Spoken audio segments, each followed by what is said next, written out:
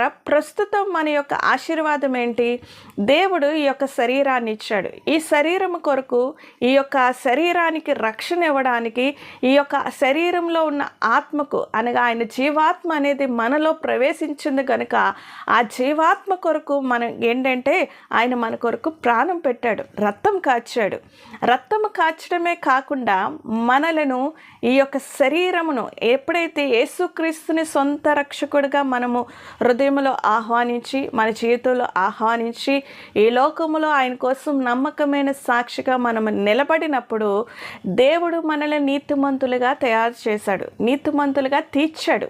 అంటే ఈ యొక్క ఆలోచన మనము గ్రహించుకున్నట్లయితే ప్రస్తుతం ఉన్న ఆశీర్వాదం ఏంటి? పునరుద్ధాని యొక్క ఆశీర్వాదం ఏంటంటే మొట్టమొదటిగా మనకి నీతిమంతులుగా తీర్చాడు.